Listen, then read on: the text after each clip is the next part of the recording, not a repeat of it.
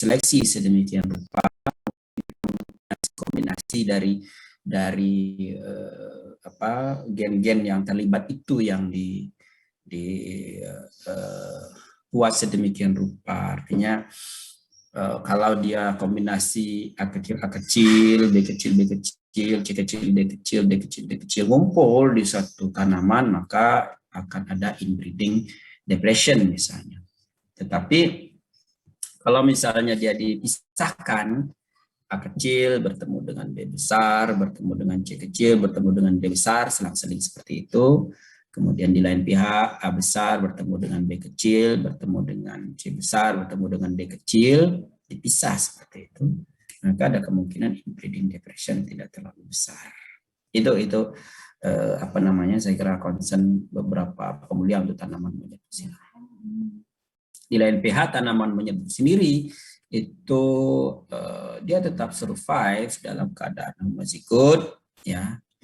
Lalu kemudian tidak apa-apa dia dalam keadaan homozigot, maka dalam keadaan homozigot dia akan tambah bagus, gitu ya. Akibat dari proses seleksi yang dilakukan terus-menerus, sehingga yang terkonservasi adalah gen-gen aditif yang menyebabkan dia mempunyai perilaku seperti itu. Nah, tapi tanaman-tanaman seperti itu dalam keadaan heterozigot malah tidak terlalu baik, karena gen-gen aditif berinteraksi, kemudian posisi dalam keadaan heterozigot itu dia berada di bawah, ya, di bawah. Kalau keadaan di bawah, lebih di bawah dibandingkan dengan dalam keadaan homozigot dominan, misalnya seperti itu. Nah, sehingga kalau dia dalam keadaan heterozigot tidak begitu baik, ya, ini menyulitkan kalau kita akan membentuk hibrida. Jadi tanaman-tanaman yang menyerbu sendiri itu juga diarahkan untuk mencari, ya, dari populasi-populasi alami yang sudah ditinggalkan selama ratusan ribuan tahun barangkali, yang mempunyai persentase penyerbukan silangnya tinggi, sehingga di sana ada kemungkinan dalam keadaan heterozigot dia lebih baik dibandingkan dalam homozigot dominan. Saya kira dua hal itu nanti akan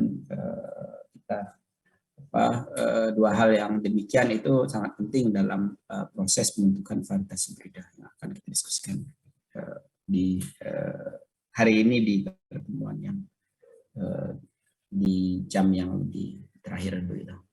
Nah, pada pertemuan ini kita akan diskusikan tentang inbreeding, heterosis, serta pembentukan varietas hibrida dengan subpokok bahasan tekanan tangkar dalam, ya, tekanan tangkar dalam, kemudian heterosis, pemanfaatan heterosis, varietas hibrida, kemudian pembentukan varietas hibrida, pemanfaatan mandur jantan, dan contoh kasus untuk pembentukan varietas hibrida jagung manis.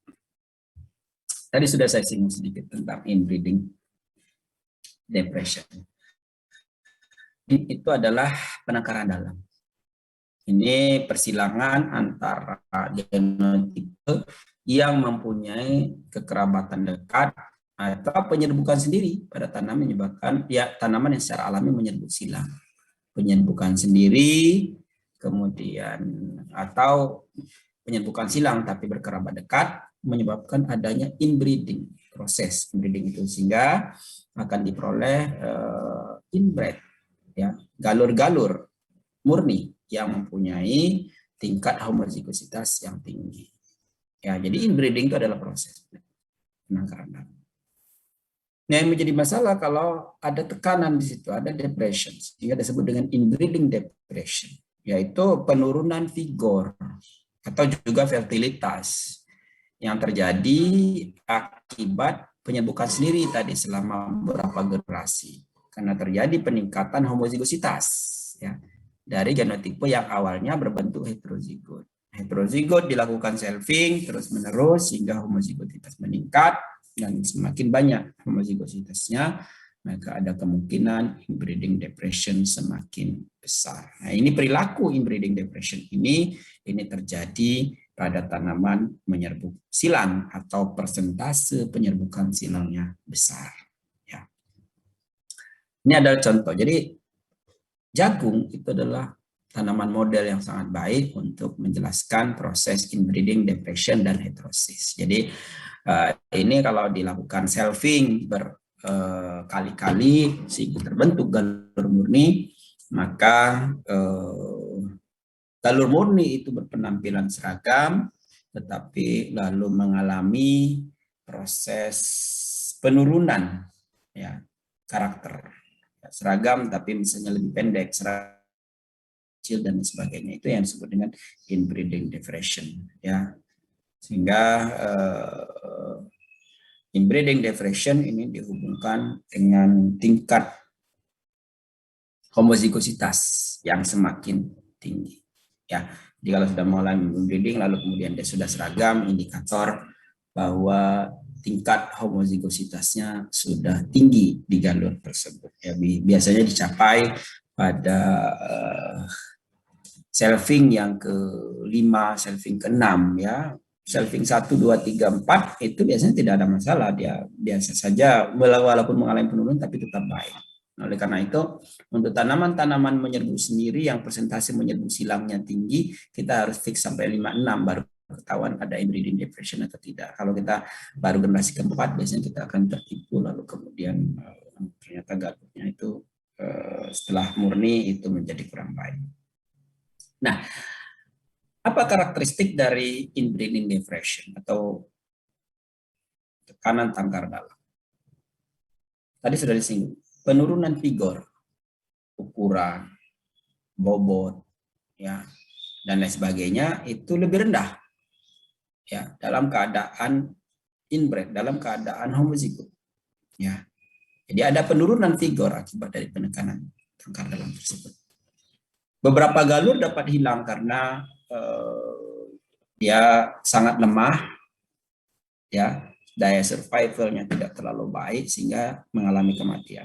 Atau juga muncul sifat letal, misalnya albino, karena albino gabungan-gabungan dari beberapa gen homozigot resesif, sehingga albino itu bisa menyebabkan kematian jika ditanam di lahan misalnya, karena dia tidak bisa menggunakan tidak bisa memasak makanan untuk keperluannya. Kalau misalnya di kultur jaringan barangkali karena sudah tersedia bisa jadi dia masih survive, masih bisa hidup. Nah, itu adalah inbreeding depression. Pada mata kuliah genetika, saya kira proses inbreeding itu bisa di genetika kuantitatif, maksud saya. Proses inbreeding itu bisa dikuantifikasi, yang bagaimana cara menghitung dan lain sebagainya. Nah, kebalikan dari inbreeding itu adalah heterosis. Jadi heterosis itu fenomena yang menunjukkan bahwa F1 itu ada kemungkinan heterozigositasnya tinggi, mempunyai vigor dan fertilitas yang lebih baik daripada kedua tetuanya. Ya, jadi kalau heterozigositasnya sangat tinggi, ya vigornya kemungkinan akan bagus, fertilitasnya bagus dibandingkan dengan tetuanya. Kadang F1 heterosis tidak terlalu tinggi, bisa jadi karena tetua-tetua pembentuknya tidak mempunyai perbedaan genetik yang cukup jauh, sehingga F1 yang dihasilkan tidak terlalu banyak tingkat heterozigositasnya, ya 50% saja misalnya gen-gen yang terlibat yang dalam keadaan heterozigot, yang lainnya homozigot, sehingga F1-nya tidak lebih baik dibandingkan dengan tetuanya. Dan ini umum dijumpai pada tanaman menyerbu silang, ya, akan bisa mencapai 2 kali, 3 kali lipat dibandingkan dua tetuanya. Semakin tinggi persentase penyerbukan silangnya, ya, jagung misalnya, maka nilai heterosisnya akan semakin tinggi biasanya seperti itu. Ya. Heterosis dan hybrid digunakan dalam pengertian yang sama, hybrid vigor dan lain sebagainya, menerangkan pertambahan dalam ukuran dan vigor suatu tanaman. Tapi heterosis ini bisa juga pengurangan vigor maupun ukuran. Jadi misalnya kalau hybrid vigor itu selalu berada ke kanan kalau dalam kurva respon, di kurva begitu ya, selalu di kanan. Kemudian heterosis bisa di kiri, kejadian penyakit misalnya dia di kiri, gitu ya. Yang persentasenya rendah itu yang mempunyai heterosis yang baik. Ya. Umur juga itu yang genjah biasanya.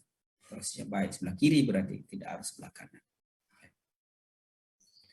Pada genetika kuantitatif, nilai atau ukuran suatu karakter hibrida yang melebihi nilai rata-rata kedua ketuanya ini disebut dengan heterosis. Tapi kalau dari pemuliaan, hibrida itu akan bermakna kalau melebihi tetua terbaiknya. Jadi kalau rata-ratanya A dan B itu sudah terlampaui tapi belum bisa melampaui tetua terbaik, A misalnya 10, B itu 6, rata-ratanya 8, dan anaknya ternyata 9. 9 itu sudah lebih baik dibandingkan dengan 8 rata-rata tetuanya. Tapi 9 itu masih di bawah 10. Dari segi pemuliaan tidak terlalu bermanfaat. Karena masih ketuanya bisa 10, anaknya 9. Heterosis ada. Nah, karena itu nanti ada istilahnya heterobeltiosis yang lebih tinggi dibandingkan dengan tetua terbaik yang kita sebut dengan heterobeltiosis 11 misalnya 12 dan lain sebagainya, itu berarti lebih baik dibandingkan dengan tetua terbaiknya. Ya. Nah, jadi tadi jika dilakukan proses inbreeding, ada inbreeding depression, lalu terdapat galur-galur, kemudian galur-galur itu dicek satu persatu, yang kompatibilitasnya baik, yang punya daya gabung yang baik, ya akan tercermin dari F1-nya mempunyai penampilan yang terbaik karena gen-gen heterozigotnya terlibat lebih intens, lebih banyak begitu di situ. Itulah yang dijadikan tetua pembentuk hibrida. Ya. Nah, efek heterosis ini akan terlihat bahwa misalnya ini 6 silang 4, ya, 15 silang 7, terus pada jagung itu mempunyai penampilan lebih baik. Nah, lalu apa yang menjadi landasan mengapa adanya heterosis? Ya. Jadi berdasarkan aksi gennya yang mengendalikan suatu karakter, maka teori heterosis itu dikelompokkan menjadi 3 kelompok.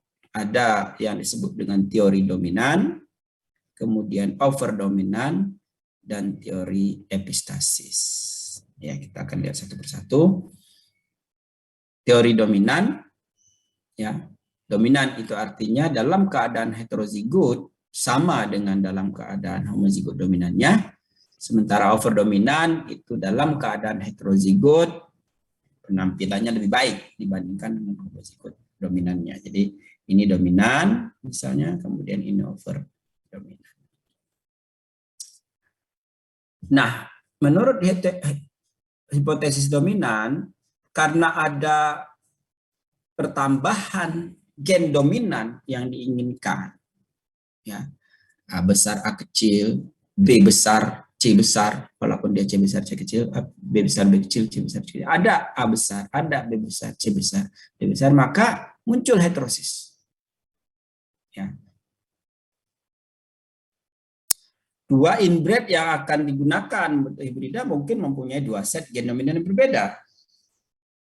A besar, A besar, B kecil, B kecil, A kecil, A kecil, B besar, B besar. Bisa seperti itu. Ketika disilangkan, maka menjadi A besar, A kecil, B besar, B kecil. Jadi A besar, A besar, B kecil, B kecil, A kecil, A kecil, B besar, B besar mungkin mempunyai karakter yang mirip-mirip, dekat-dekat, tapi ketika digabungkan A besar, A kecil, B besar, B kecil, dia melejit. Ya, 2 kali lipatnya misalnya. Jadi setelah disilangkan, A besar bertemu dengan B besar. Itu teori dominan. A besar bertemu dengan B besar. Ya. Jadi ini adalah ilustrasinya bahwa A besar, B kecil, C besar, D kecil, ya, A kecil, B besar, ya, C kecil, D besar. Sehingga muncullah F1-nya itu adalah A besar, A kecil, B besar, B kecil, C besar, C kecil, D besar, D kecil. Masing-masing tetua mempunyai 2 lokus, ya, dominan. Hibridanya mempunyai 4 lokus alel dominan. Jadi tetua betina mempunyai 2 lokus alel dominan, yaitu A dan C. Tetua jantan juga mempunyai 2 lokus alel dominan, yaitu B dan D. Ketika digabung, maka hibridanya mempunyai 4 lokus alel dominan. Oleh karena itu hibrida menjadi lebih baik daripada tetua-tetuanya. Itu adalah teori dominan. Bisa kita ilustrasikan, bisa kita seperti ini, bahwa kalau dalam keadaan homozigot resesif poinnya 1, homozigot dominan poinnya 2, ya, Dan heterozigot juga poinnya 2. Ingat ya, teori dominan itu menyatakan bahwa homozigot dominan sama dengan heterozigot. Sehingga poinnya tetap sama. Jadi kalau misalnya poinnya 2 untuk yang homozigot dominan, poinnya 1 untuk yang homozigot resesif, maka P1 mempunyai poin 6 kalau dijumlahkan. P2 juga mempunyai poin 6 kalau dijumlahkan. Jadi ini kalau dijumlahkan poinnya 6, ini juga kalau dijumlahkan poinnya 6. Nah, kalau disilangkan keduanya karena F1-nya mempunyai 4 alel dominan sekaligus, maka dalam keadaan heterozigot kita beri poin 2, 2, 2, 2, totalnya 8. 8 lebih baik dibandingkan dengan 6. Lebih baik dibandingkan dengan 6 kiri kanan. Dua tentuan. Ya. Ini yang latar belakangi teori dominan. Bahwa ketika alel-alel dominan berkumpul, maka dia mempunyai penampilan yang lebih baik. Berikutnya adalah teori ini dikritik bahwa jika hipotesis ini benar, maka tanaman inbred yang homozigot untuk semua gen dominan dapat diperoleh. Tentu prestasinya sama dengan prestasi F1. Jadi misalnya tadi dia bilang begini, A besar A besar, B besar B besar, C besar C besar, D besar D besar. Ini mungkin diperoleh. Ya, kalau misalnya A besar kedua ini disilangkan, maka akan muncul A besar A kecil, B besar B kecil, C besar C kecil, D besar D kecil. Bisa kita lihat bahwa di sini nilainya 8. 2, 2, 2, 2. Ini juga 2, 2. Karena homozigot dominan sama dengan heterozigot. Nilainya 8 juga. Dia bilang sama prestasinya antara kedua itu. Nah, mengapa ini tidak jarang terjadi? Mengapa ini tidak terjadi? Maka kritik ini dibantah bahwa ada karena kromosomnya tidak terlalu banyak pada jagung, misalnya 10 kromosom, maka gen-gen itu mesti terpaut pada kromosom. Jadi ribuan gen itu mesti ada yang terpaut di dalam kromosom. Dan terpaut itu tidak harus dalam keadaan dominan dengan dominan, sulit ya. Sehingga bisa saja terpautnya itu adalah dominan dalam keadaan revolusi ya. Di dalam keadaan revolusi, misalnya A besar terpaut dengan B kecil, sehingga dia A besar, B kecil, B kecil. Tidak mungkin A besar, B besar, B besar. Karena dia terpaut. Memang ada yang terpaut dominan dengan dominan, yang disebut dengan coupling. Tapi bisa juga terpautnya dalam keadaan revolusi, sehingga peluang untuk mendapatkan homozigot itu adalah seperempat pakan N, di mana N adalah jumlah lokus yang terlibat. Ya. Maka itu sulit terjadi kesamaan antara F1 dengan ketuanya. Kemudian teori yang berikutnya adalah hipotesis overdominan. Ini dikemukakan oleh Is dan Sul tahun 1908, di mana individu heterozigot yang mengandung 2 alel yang berbeda pada satu lokus itu mempunyai metabolisme yang lebih superior daripada individu yang homozigot. Ya. Jadi individu heterozigot itu mengalami pembagian sel pertumbuhan yang mempunyai fisiologi lebih baik dari homozigot. Kenapa bisa demikian? Karena A besar dan A kecil itu alel berlainan pada lokus yang sama dan dia mengkode yang berbeda. A besar mengkode enzim tertentu, A kecil mengkode enzim yang lain, sehingga kedua enzim itu terlibat. Dan maka kalau dia bersama-sama dipertemukan akan menjadi lebih superior dibandingkan dengan satu jenis enzim saja yang sebagai gen homozigot. Jadi gen homozigot menghasilkan enzim 1 A besar, gen homozigot resesif itu mengendalikan enzim yang dikasih oleh A kecil, kemudian ketika A besar A kecil, dua enzim itu bertemu, ya mirip ini keluarga sakinah mawaddah warahmah ini. Jadi akan lebih baik begitu ya. Walaupun ada A besar itu A kecil berteman baik gitu ya, bahkan mencurigai gitu ya, karena terlalu intens berteman A besar dengan A besar, tapi tidak ini LGBT jadinya ya. Tapi kalau misalnya ini disandingkan akan lebih baik kalau A besar bertemu dengan A kecil ya. Meskipun teman akrab gitu, kalau A besar A kecil itu lebih baik ya dibandingkan A besar A besar walaupun dia berteman dengan A besar A besar. Ya, karena A besar A kecil bisa membangun rumah tangga yang harmonis, tangga sakinah mawaddah warahmah. Ya. Nah ini kita bisa lihat di sini kalau kita ilustrasikan A kecil poinnya satu kecil itu teorinya lebih besar dibandingkan dengan besar. Poinnya dua. Kalau lihat fenotipnya, P1 itu nilai fenotipnya 5, P2 itu nilai fenotipnya 5, karena masing-masingnya dua alel dominan, homozigot. Di F1 itu nilainya 8. Ya.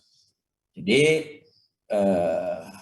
itulah yang melatar belakangi teori yang jauh berbeda.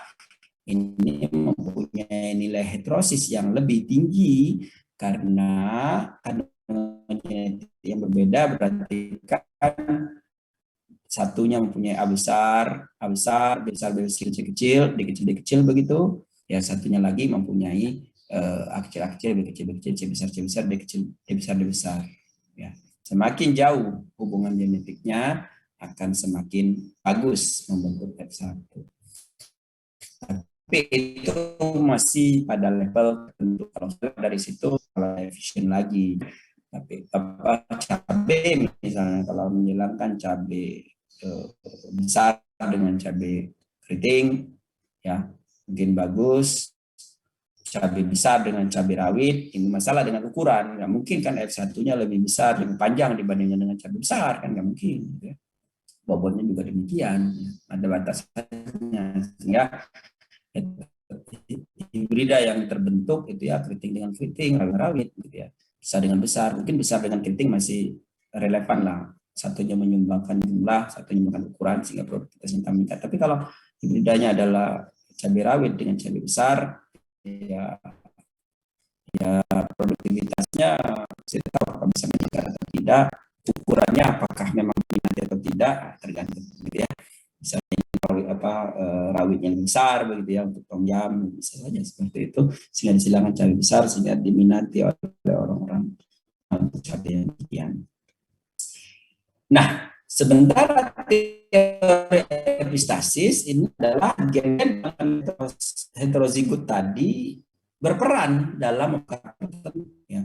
Jadi kalau A besar A kecil keluarga sakinah, B besar B kecil keluarga sakinah, C besar C kecil keluarga sakinah membentuk suatu wadah wilayah itu dengan lingkungan madani ya orang-orang yang terlibatnya yang berinteraksi dengan baik satu dengan lain gotong royong maka wilayah itu menjadi wilayah madani yang sangat baik. Itulah investasi ya mereka bekerja sama membentuk suatu komunitas yang menghasilkan sesuatu yang luar biasa. Nah kalau dia tidak berinteraksi berarti ya keluarga masing-masing saja tadi keluarga kecil keluarga sehingga dalam satu kesatuan di RT, kesatuan di RW, kesatuan desa ya dijumlahkan saja bagaimana ini aktivitas dari keluarga itu. Tapi kalau sudah berinteraksi satu keluarga dengan keluarga lain membuat aktivitas suatu komunitas itu hasilnya bisa lebih wah. Itu adalah teori epistasis begitu ya. Sampai di sini.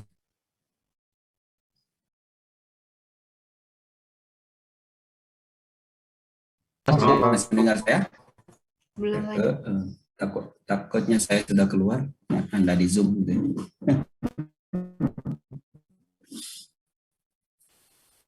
Nah, baik berikutnya F1-nya itu seperti itu. Fenotipnya yang kita duga ya, Sebetulnya kan fenotip fenotip dari P1 ada pengaruh lingkungan juga, tetapi P1 P2 kan sudah dikurangi nih.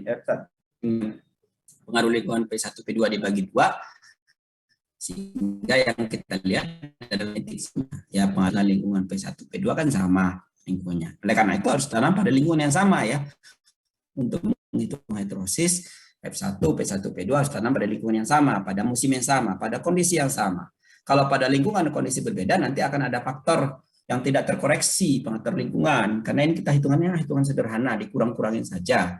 Fenotip F1 dikurangi fenotip P1, P2, begitu ya. Dan ini adalah nilai tengah, bukan ragam. Ini adalah nilai tengah. Ya. Sehingga faktor lingkungan itu harus terkoreksi dengan kita menanam di lokasi yang sama. Kalau ada masalah di petakan-petakan kecil,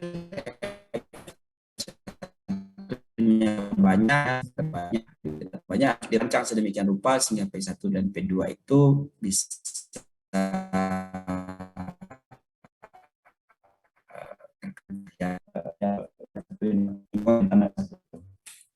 Nah, heterosis adalah F1 dibanding rata-rata kedua tetuanya. Ya, P1 ditambah P2 dibagi 2. Ini rata-rata saja, rata-rata P1. Ya, jumlah tanamannya harus relatif cukup ya untuk membuat kita rata-rata dari sini. Nah, ini yang saya katakan tadi, heterobeltiosis ini adalah F1 dibandingkan dengan tetua terbaik yang disebut dengan heterobeltiosis ya. Tetua terbaik bisa di sebelah kanan, ya bisa di sebelah kiri. Kalau misalnya yield pasti sebelah kanan. Kalau umur sebelah kiri, ya. Mungkin kita ingin umur genja gitu ya. Lebih genja daripada yang paling genja, kemudian produktivitas lebih tinggi dibandingkan yang paling tinggi. Itu namanya heterobeltiosis, membandingkan dengan itu, tetua terbaiknya disebut dengan heterobeltiosis.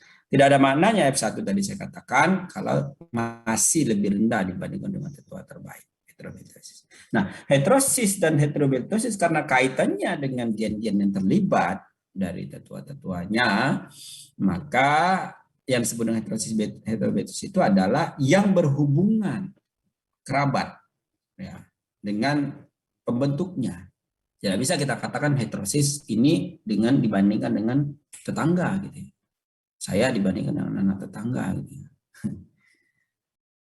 Atau heterosis dibandingkan dengan siapa gitu ya, jauh gitu ya. Yang biasa kita sebut dengan standar heterosis. Ini udah tanaman-tanaman tertentu seperti padi karena kita ingin melihat ya apakah dia masih lebih tinggi dibandingkan dengan varietas-varietas galur murni ya. Karena kalau tidak lebih tinggi dari varietas-varietas galur murni tidak bermanfaat begitu ya. Varietas galur murni saja dipakai, maka ada disebut dengan standar heterosis ya. Kita bandingkan dengan varietas-varietas galur murni apakah hibridanya lebih baik atau tidak ya. Tapi tidak ada hubungan dengan teori heterosis tadi tentunya ya, itu berbeda.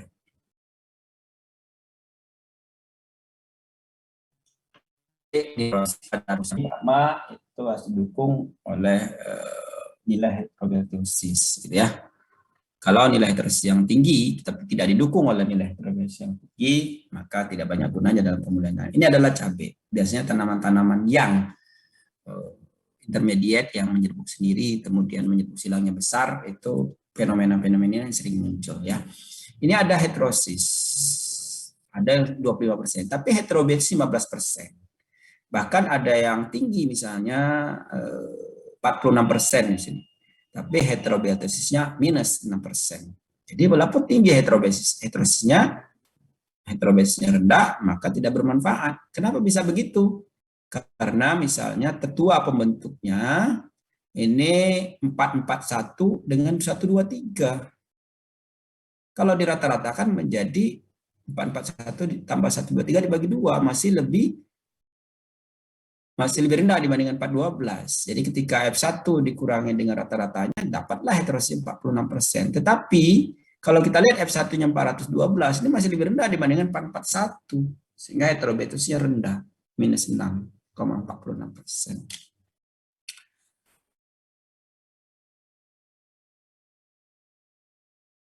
yang saya katakan tadi, heterosis heterobiosis itu akan muncul kalau dua tetua mempunyai susunan genetik yang jauh. Ya, apa namanya? Jangan melampaui batasnya. Jadi misalnya kenapa ini tadi heterobiosis rendah? Karena C8 itu adalah rawit. Ya, C3 itu adalah cabai besar. Ya. Sehingga cabai besar dan rawit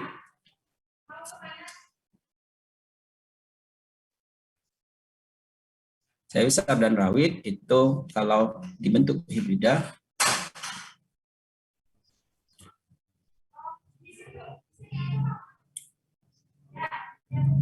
akan mempunyai heterobiosis yang lebih rendah. Gitu. Jadi saya katakan tadi kalau cabai besar ya hibrida cabai besar, kalau cabai rawit ya cabai rawit, kalau digabung maka heterobiosis tidak terlalu baik. Kecuali kalau memang menginginkan suatu karakter penting di situ, karena nanti kita akan lihat bahwa hibrida itu tidak selalu berhubungan dengan heterosis. Ya, hibrida itu bisa berhubungan dengan bisnis, ya, bisa berhubungan dengan bagaimana kita memproteksi tanaman itu sehingga tingkat komersialnya tinggi. Gitu. Ada pertanyaan?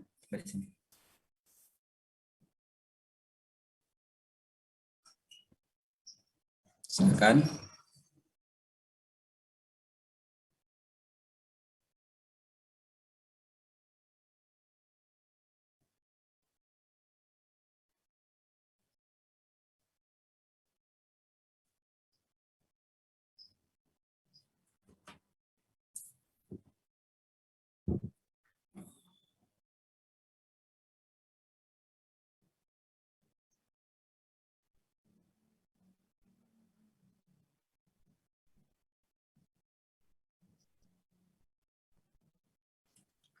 Ya, baik. Makasih atas pertanyaannya. Ya, jadi sesungguhnya kalau tanaman menyerbuk sendiri itu kita melakukan seleksi untuk tanaman yang sudah mengalami homozigot, begitu ya. Tanaman sudah mengalami homozigot. Ya, biasanya yang kita ambil adalah tanaman-tanaman terbaik, begitu. Ya, jadi tanaman-tanaman terbaik itu adalah yang dalam keadaan karakter yang kita harapkan. Artinya homozigot dominan kan kita yang menentukan ya. Menentukan itu yang terbaik itu yang kita sebut dengan homozigot dominan. Sementara kalau dalam keadaan heterozigot dia aditif karena sifatnya aditif tadi ya, aditif ya bertemu dengan dia saling apa namanya saling menjumlahkan saja. Jadi A besar menghasilkan enzim, kemudian dijumlahkan dengan A kecil menghasilkan enzim, maka dalam keadaan heterozigot itu akan performnya akan lebih rendah, gitu ya. Nah, enzim yang dihasilkan oleh A kecil juga enzim yang dihasilkan oleh kecil bisa saja itu bersifat negatif untuk tanaman menjerumus sendiri ada juga, misalnya albino gitu negatif juga kan, tapi kan tidak kita seleksi, gitu ya, tidak masuk dalam kriteria seleksi kita, sehingga yang terseleksi itu adalah dalam keadaan homozigot tetapi dia penampilan bagus. Jadi enzim-enzim yang terlibat itu bisa karena dalam keadaan aditif dia menjumlahkan gitu ya, walaupun dia epistasis tapi epistasis dalam keadaan aditif gitu ya. Nah, sehingga mempunyai penampilan yang tetap baik tadi karena terkonservasi aksi gen aditif. Sementara tanaman menyerbuk silak ya itu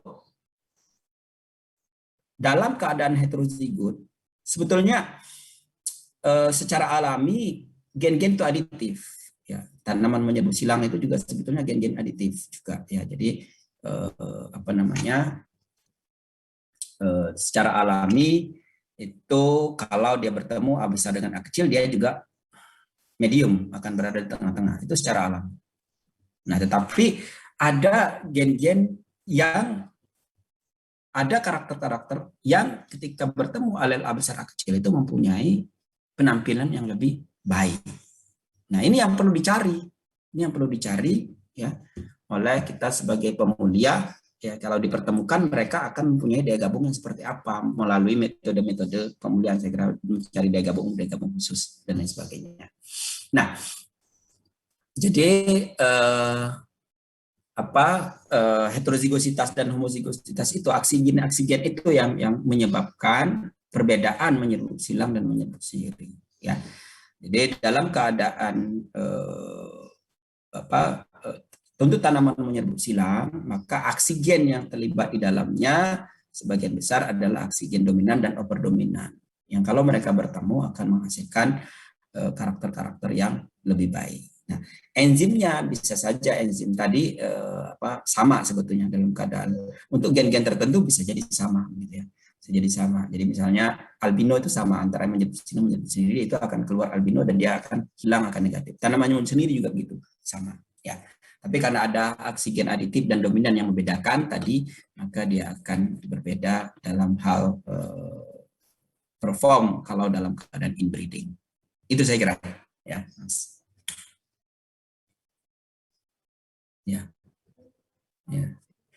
Untuk karakter-karakter tertentu, misalnya jagung manis harus dalam keadaan homozigot resesif agar muncul manisnya. Manis kan positif sebetulnya, tapi dia harus dikendalikan oleh gen resesif.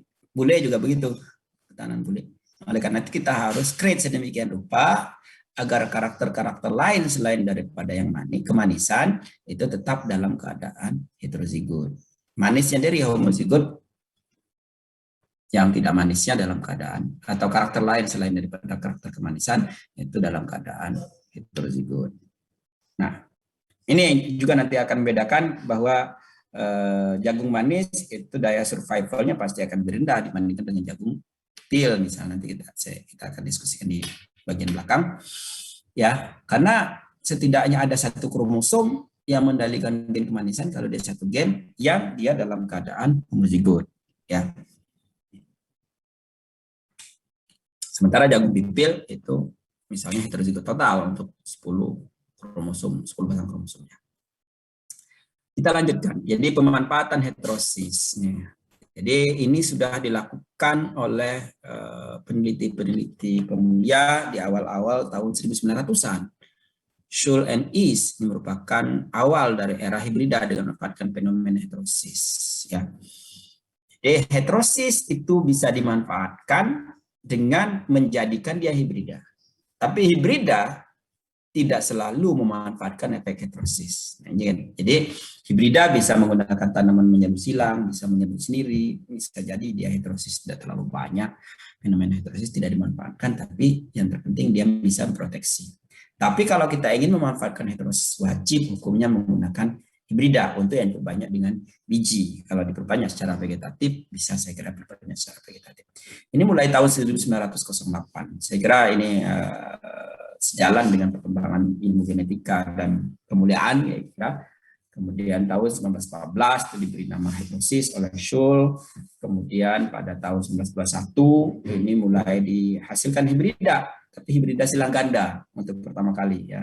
Tahun 24 itu ditanam di penangkar benih, tahun 36 itu ditanam secara luas, tahun 45 mencapai lebih dari 90% dan saat ini sudah 100% ya hibrida silang tunggal, bahkan awalnya hibrida silang ganda. Bisa kita lihat bahwa fenomena heterosis tahun 1914, tapi lalu kemudian ditanam secara luas 1936. Jadi ya sekitar 20 tahun. Ya, 20 tahun lah, barangkali 20 tahun lebih gitu. Penelitian-penelitian pemuda itu baru bisa termasyarakatkan. Nah, jadi awalnya silang ganda. Kenapa silang ganda? Karena awalnya hybridin diffusion masih terlalu kuat, ya belum banyak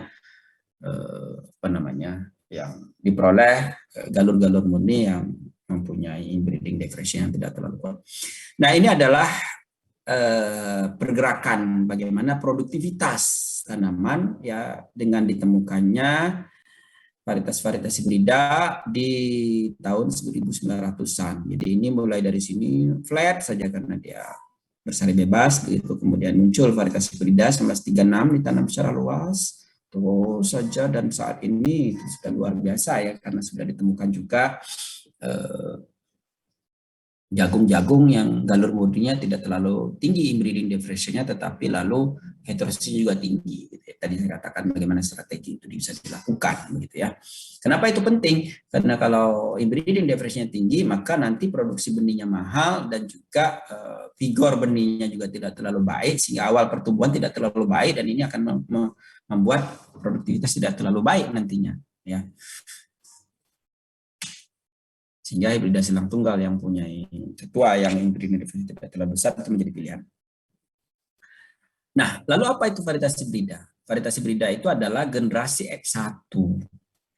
Suatu persilangan sepasang atau lebih tetua galur murni yang punya karakter unggul. F1 persilangan 2 atau lebih. Kalau 2 disebut dengan F1 single cross. Kalau lebih bisa kita lihat, kita hitung. Kalau 3 misalnya 3 tetua maka three cross, kalau 4 tetua misalnya double cross, hibrida double cross. Ya. Nah, keunggulan hibrida itu dikaitkan peristiwa heterosis tanaman menjadi silang saya katakan tadi ya. Nah, penanaman pada generasi berikutnya di F2 maka akan ada segregasi sehingga menghasilkan tanaman yang rata-ratanya tidak unggul lagi akibat adanya segregasi di F2 secara total. Satu petakan dia akan turun produktivitasnya. Tapi secara individu-individu bisa saja F2 itu ada yang mirip dengan F1. Jadi bisa saja F1-nya penampilan individu-individu ada yang lebih tinggi dibandingkan dengan ada yang sama dengan hibridanya. Ya. Nah, pada awal pembentukan hibrida silang tunggal ini kurang berhasil saya katakan. Tidak banyak galur-galur yang baik sehingga hibridanya tidak berproduksi lebih baik dari varietas tope. Ya. Ada inbreeding depression ya terjadi pada galur-galur yang menyebabkan vigor itu turun, kemudian benihnya dihasilkan sedikit ya, jadi mahal begitu dibandingkan dengan benih OP. Kemudian juga produktivitas menjadi lebih rendah karena awal-awal pertumbuhan kan berarti vigornya kurang baik. Selain itu perlu banyak tenaga kerja untuk mengerjakan polinasi dengan tangan begitu ya, karena polennya lebih sedikit untuk yang galur-galur yang mempunyai inbreeding differentiation besar, sehingga perlu dibantu dengan dipolinasi, data seling dan lain sebagainya ya. Benih F1 tadi kecil sehingga menyulitkan penanaman dengan mesin kalau dia di mekanisasi begitu ya. Persentase percamannya lebih kecil sehingga alternatifnya adalah double cross. Double cross itu adalah persilangan 2 hibrida. Hasil persilangan 2 galur murni. A silang B hasilnya adalah F1, F1A, F1 tertentu, kemudian C silang D F1 yang lain, silangkan maka menjadi F1 double cross. Dan F1 double cross karena tadi F1A-nya adalah mempunyai tongkol yang sudah baik, F1B-nya, F1CD, F1AB mempunyai tongkol yang baik, F1CD itu mempunyai polen yang banyak, sehingga ketika produksi benih akan menghasilkan turunan yang baik. Itu yang pertama. Yang kedua, karena melibatkan 4 tetua A, B, C, dan D, biasanya karakter-karakter baiknya ngumpul di F1 double cross-nya, sehingga bagus. Produktivitas bisa saja lebih tinggi. Kelemahannya adalah keseragamannya lebih rendah. Ya, karena melibatkan 4 tetua keseragamannya lebih rendah. Nah, F1 double cross ini yang oleh petani-petani di beberapa tempat itu dibuat sendiri untuk keperluan sendiri. Jadi bagus. Jadi misalnya dia menyilangkan 2 F1 produksi multinasional. Multinasional A, multinasional B, dapatlah F1 double cross. Bagus. Enggak masalah. Bagus, dia tanam sendiri. Nah, tapi kalau untuk sudah mulai diperjualbelikan ini menjadi masalah. Karena itu disebut dengan hibrida berulang. Hibrida berulang itu harus tetap memperhatikan siapa yang punya, harus tetap seizin. Kalau tidak maka akan melanggar undang-undang, peraturan perundang. Sehingga ada petani-petani di Jawa Timur itu yang berurusan dengan hukum karena memproduksi hibrida double cross, misalnya seperti itu. Ya, ini harus hati-hati. Kalau untuk keperluan sendiri saya kira tidak masalah.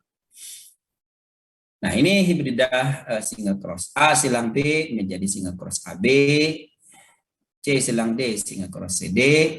Ketika ditemukan antara AB dengan CD maka dia silang ganda. A dengan B dengan C itu bisa hibrida three cross. Atau hibrida triwe cross bisa juga seperti ini, tergantung dari apa yang kira-kira menjadi kelemahannya. Kalau kelemahannya di jumlah polen, maka polennya diperbaiki melalui B silang D. Kalau kelemahannya adalah jumlah tongkol atau ukuran tongkol, maka A dan B diperbaiki menjadi F1 baru silangan dengan C. Mana kelemahannya D? Itu triwe cross biasanya suka dipakai juga.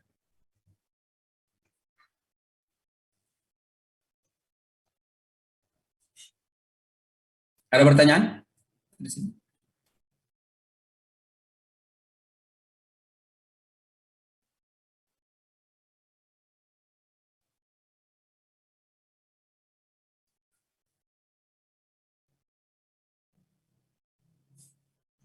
Kita lanjut ya. Bagaimana pembentukan varietas hibrida? Ya. Ada 3 langkah dalam pembentukan varietas hibrida. Yang pertama adalah pembentukan galur murni hibrida untuk beberapa generasi silang lelang atau inbreeding. Nah, jadi pertama kita bentuk galur murni dulu. Galur murni yang dibentuk dari mana? Bisa disilangkan dulu antara A dan B dapat galur murni, atau B dan C dapat galur murni, atau populasi yang terbaik sebetulnya adalah populasi dasar yang sudah kita diskusikan pada minggu yang lalu. Populasi dasar jadikan galur murni, populasi dasar jadikan galur murni. Lalu 2 galur murni yang tidak pernah ketemu itu menjadi F1. Ya, itu pada jagung. Nah, ada juga yang membentuk ini. Saya kira menjadi topik diskusi ya. Saya pernah menjumpai begini, A silang B, lalu di selving berkali-kali, sampailah galur murni. Lalu galur murni ini dari guru persilangan itu ada dapat galur murni yang buahnya bulat, buahnya lonjong. Lalu disilangkan, jadilah F1 hibrida. Ini saya diskusikan ya. Ini adalah galur murni A, galur murni B. Jadilah F1 hibrida. Boleh nggak kita sebut dengan F1 hibrida? Boleh. Boleh. Ya. Walaupun ketuanya sama ya, Pak. Ketuanya kan sama ini. Ya. Tapi itu disilangkan lagi, Prof. Misalnya yang tadi. Boleh ya. Sama. Ini kan generasi ke-6, itu dapat galur murni dari 2 tetua ini dapat generasi ke-6.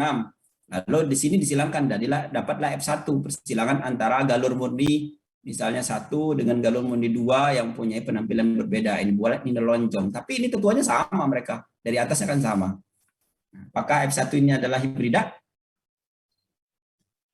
Boleh tak? Tidak, ya. Bentar.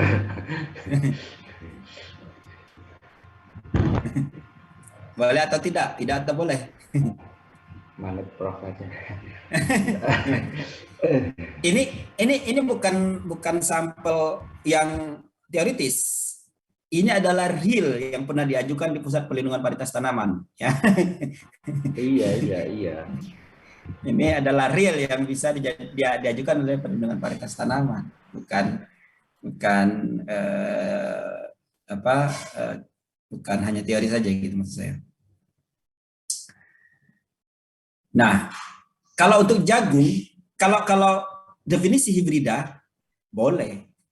Hibrida itu kan persilangan 2 galur murni. Varietas hibrida. Mau galur murninya lebih baik daripada kedua tetuanya bukan urusan kita kan sesungguhnya. Urusannya dia. Yang penting adalah F1-nya lebih bagus daripada pembanding kan begitu. Pembanding lebih bagus daripada pembanding. Boleh nggak? Boleh. Apakah dia heterosis total? Belum tentu.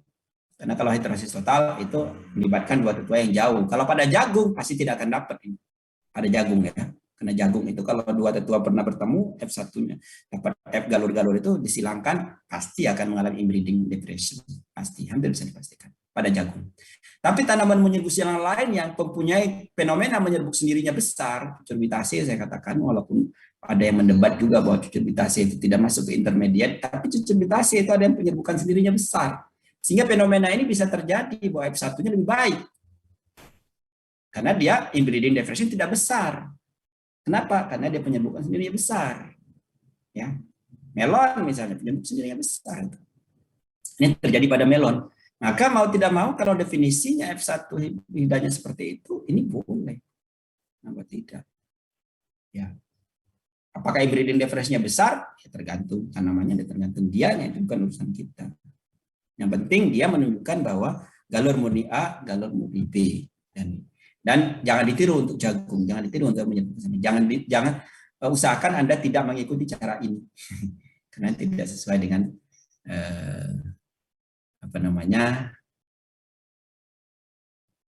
tidak sesuai ya, karena tidak sesuai dengan teori kita tadi bahwa heterosis itu akan muncul dengan baik kalau dua tetua pembentuknya itu mempunyai jarak genetik yang jauh.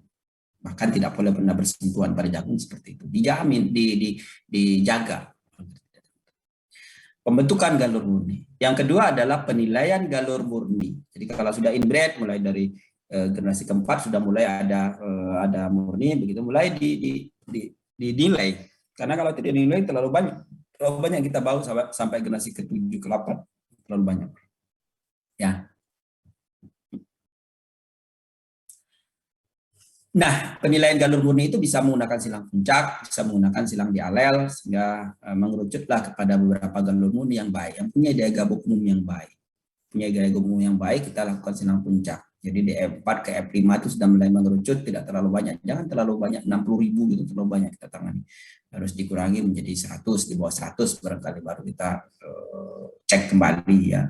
Silang puncak, sehingga hanya di bawah 10 saja yang terlibat untuk silangan dialel. Baru tetua-tetua terpilih memproduksi benih hibrida. Nah, pembentukan galur murni saya kira ini kita lakukan selfing atau persilangan terkendali dua tetua yang berjarak dekat pada tanaman. Yang paling gampang pembentukan galur murni adalah selfing. Secara teknis selfing harus kita tanam sedemikian rupa begitu ya, jarak tanamnya agak lebih longgar. Kalau pada jagung agar kita bisa masuk, ini teknis saja ya, kita masuk pada baris-barisan, kemudian kita selfing dengan mudah, itu jarak tanamnya agak longgar. Kemudian dilakukan seleksi, selfing, seleksi, selfing. Hati-hati dalam melakukan seleksi, maka Anda harus tahu persis mana yang dilakukan seleksi. Kalau kita terlalu optimis mengambil yang bagus-bagus, maka bisa saja yang terambil itu dalam keadaan heterozigot, maka selfing kita nggak selesai-selesai.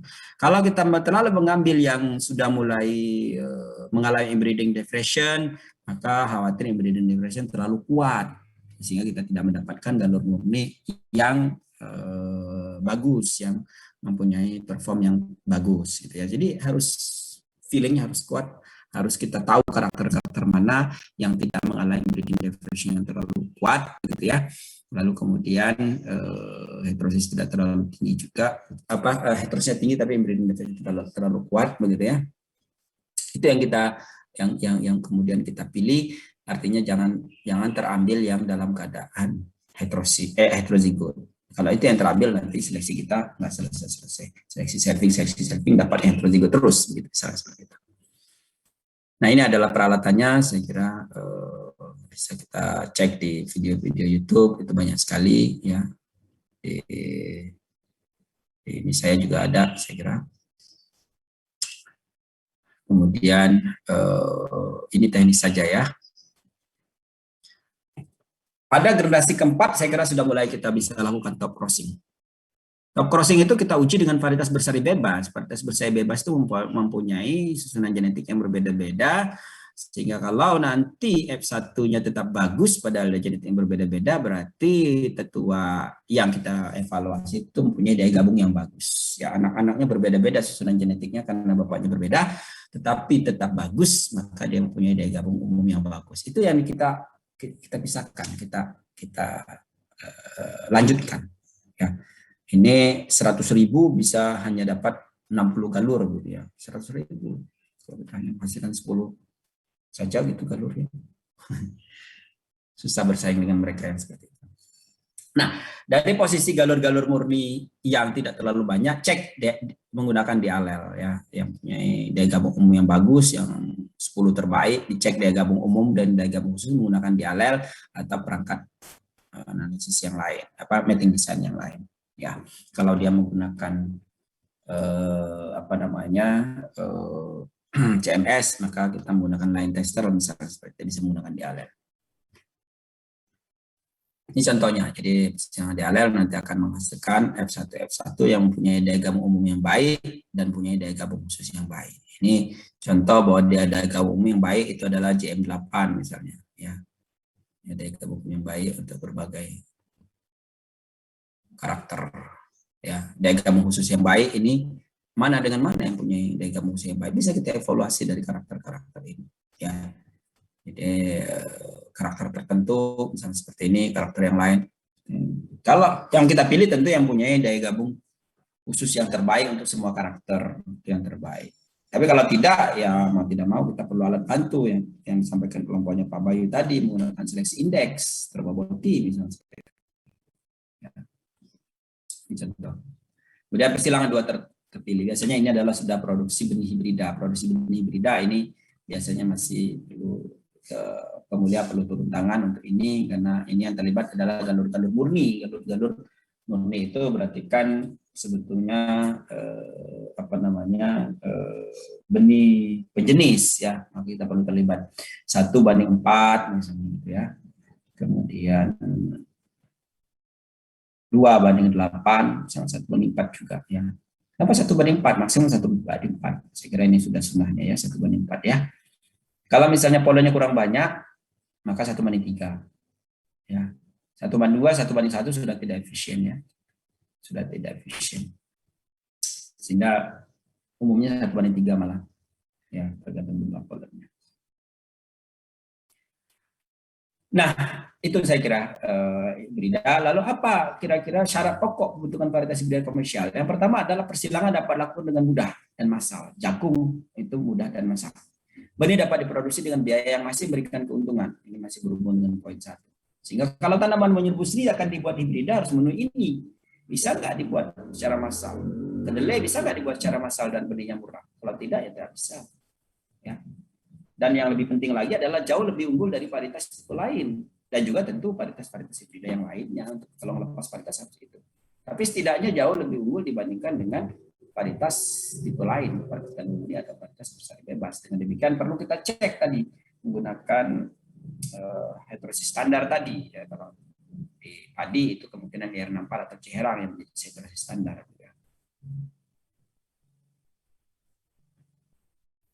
Nah, untuk tanaman-tanaman yang pembentukan hibridanya atau produksi benih hibridanya tidak mudah, karena dia penyebukan sendirinya besar, contohnya adalah padi, maka perlu pemanfaatan mandul jantan. Ya, salah satu mandul jantan yang dipakai adalah 3 galur ini, A, B, dan R. Mana A itu adalah CMS, B itu adalah maintenance, ya, dan kemudian R itu adalah restorer. Biasanya ada kajian-kajian itu, saya kira di analisis genetik itu sudah kita sampaikan juga bagaimana A, B, dan R itu bekerja. Nah, A dan R harus bagus dulu. Ya, saya kira Pak Bayu yang bekerja dengan hibrida yang tahu A dan R harus bagus. Kemudian B bisa dibentuk dari A. A dan B adalah sama. Ya, A dan B adalah sama untuk gen-gen yang ada di inti. Dia hanya berbeda gen-gen di sitoplasma. Ya, bagaimana membentuknya, saya kira bisa didiskusikan pada kesempatan lain. Karena tidak cukup hari ini kita diskusikan tentang itu. Kalau misalnya sudah ada varietas yang beredar menggunakan hibrida CMS, ya misalnya cabai gitu ya, maka kita bisa manfaatkan gen-gen yang terlibat di situ, maka kita sudah dapat 2 di situ, CMS A dan restorer. Kita tinggal mencari B-nya, galur-galur B bisa dilibatkan, bisa dicari di koleksi-koleksi kita. Sementara kita sudah mendapatkan A dan R. Kalau misalnya sudah ada, tapi kalau belum berarti kita harus create, kita harus cari di populasi-populasi spesies liarnya untuk sifat ini. Ini pada padi, ya memang masih ada masalah pada produksi benihnya. Ya, Pak Bayu mungkin bisa memberikan pencerahan berapa ton per hektar ini hasil dari produksi benih hibridanya. Ya. Minimal 1,5, Prof, kalau bisnisnya biar jalan. jalan. Kalau Kalau clean sheet kurang dari itu udah susah ya. bisa rugi. Rugi ya, nggak bisa. Ya, jadi memang harus ada standar itu, dan saya kira ini juga banyak kaitannya selain daripada CMS itu harus jalan juga, karena kalau misalnya dia tidak stabil CMS-nya, maka itu akan menjadi masalah gitu, kadang mandul kadang tidak, itu menjadi masalah gitu. Kemudian yang kedua adalah kemampuan membukanya tanaman itu, bunga, pembukaan bunga sebagai betina itu, sehingga produksi polennya itu bisa jatuhnya polen di kepala putik bisa relatif mudah. Ini waktu membuka dan lain sebagainya bunga betina itu menjadi salah satu kajian penting saya kira. Terakhir ini adalah tentang varietas hibrida jagung manis. Kenapa ini perlu saya diskusikan? Karena jagung manis itu dikendalikan oleh gen homozigot untuk rasa manisnya. Resesif. Homozigot resesif. Ya. Dia tidak akan manis dalam keadaan heterozigot. Di lain pihak hibrida dalam keadaan heterozigot. Kalau kita buat begitu saja, maka tidak akan dapat jagung manis.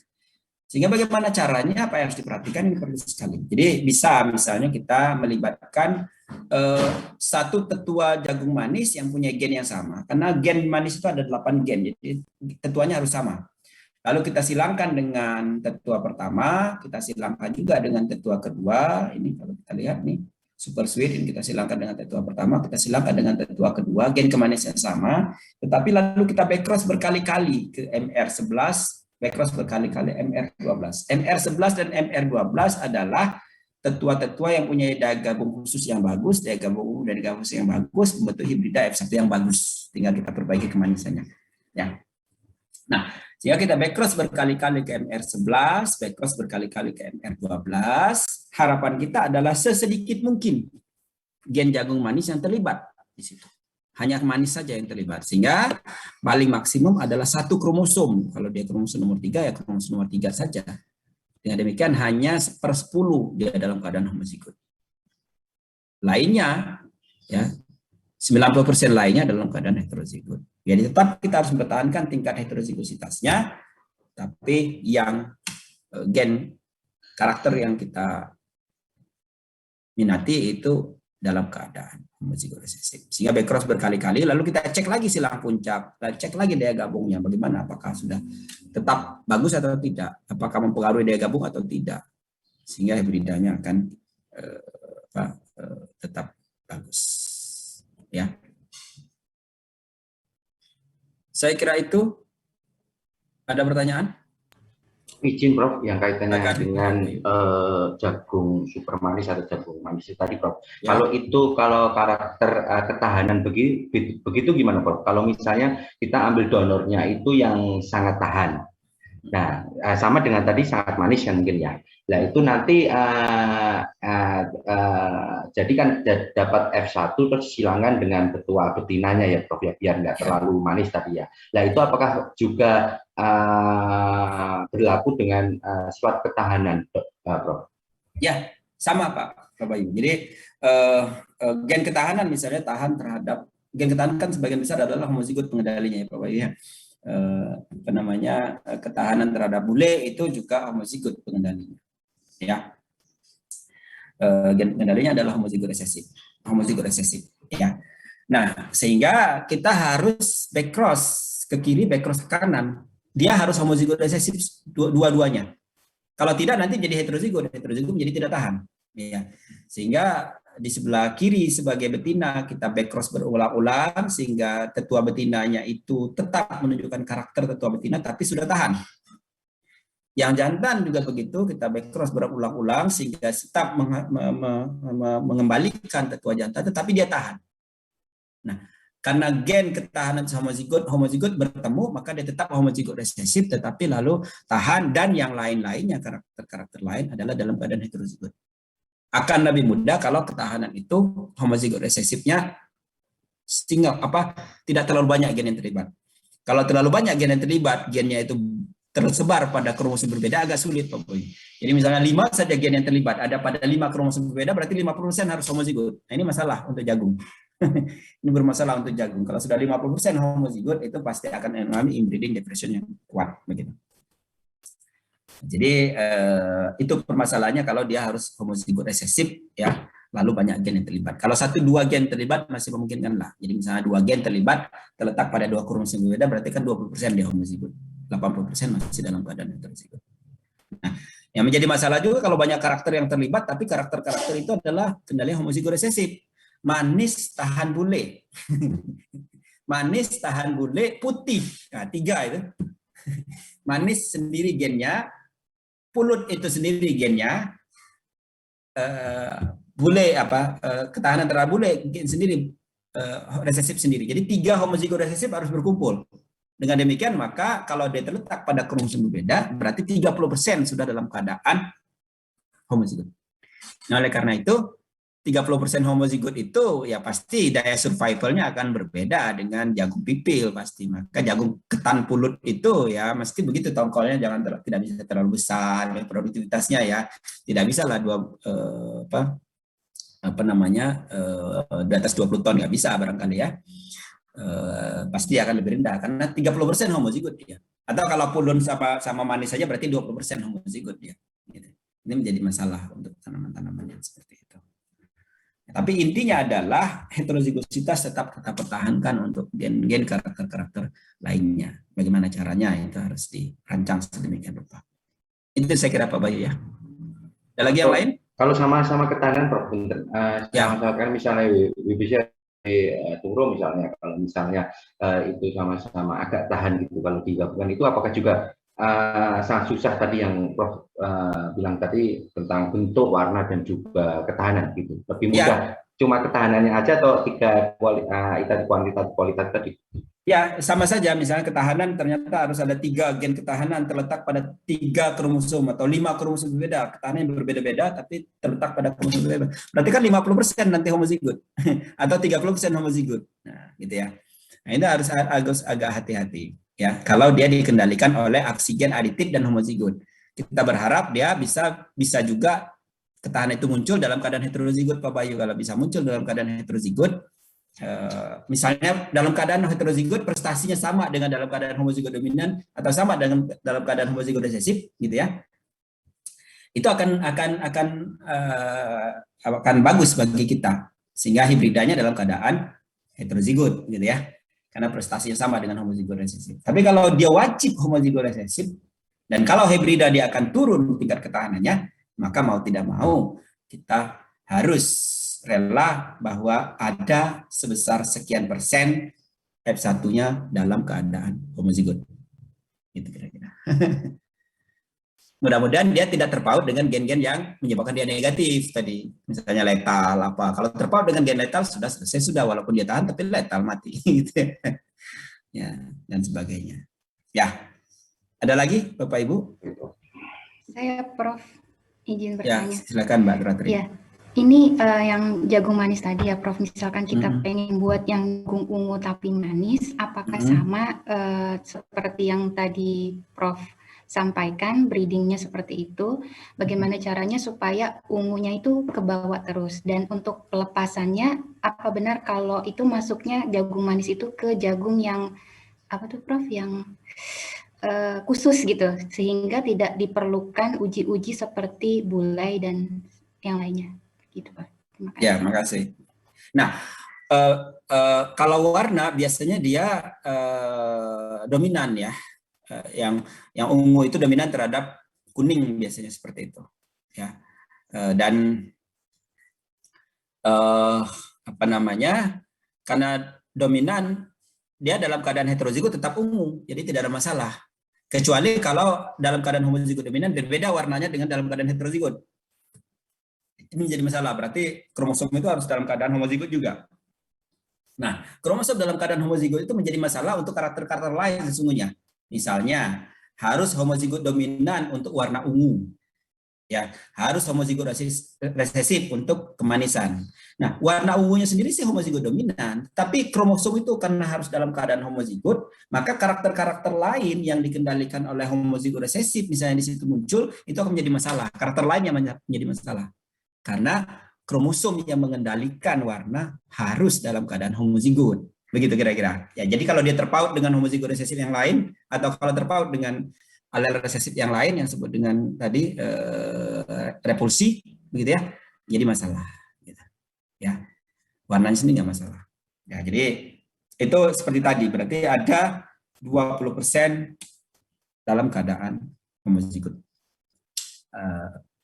Homozigot, entah resesif, entah lain sebagainya. Kalau dalam keadaan homozigot, ada kemungkinan muncul homozigot resesif yang tidak diinginkan. Nah, untuk jagung manis dan jagung specialty corn ini masuknya ke hortikultura jadinya. Ya. Jadi bukan masuknya ke tanaman pangan. Kalau sudah masuk ke hortikultura tidak ada ketentuan harus uji ini, uji itu ya ketahanannya. Yang penting kalau dia unggulannya ingin tahan bule, ya uji bule. Kalau unggulnya tahan banting, uji tahan banting gitu ya.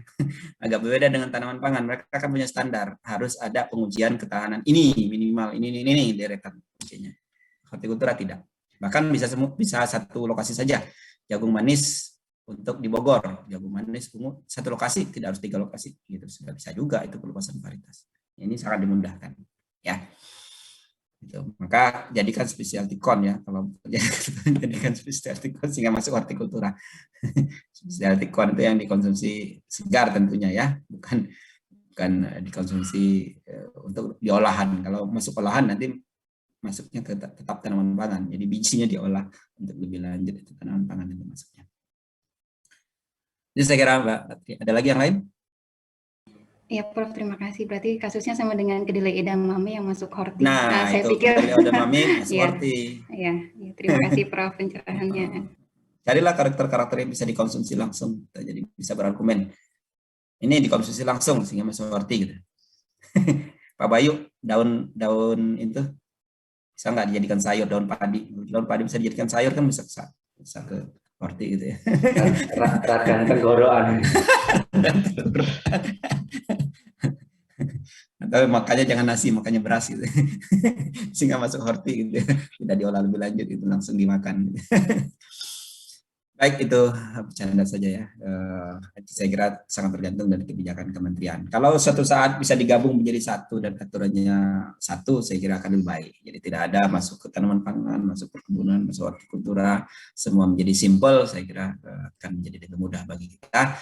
Kita serahkan saja kepada konsumen memilih yang seperti apa, gitu. Tidak menyusahkan kita yang melepas varietas, itu akan lebih baik gitu, ke depannya.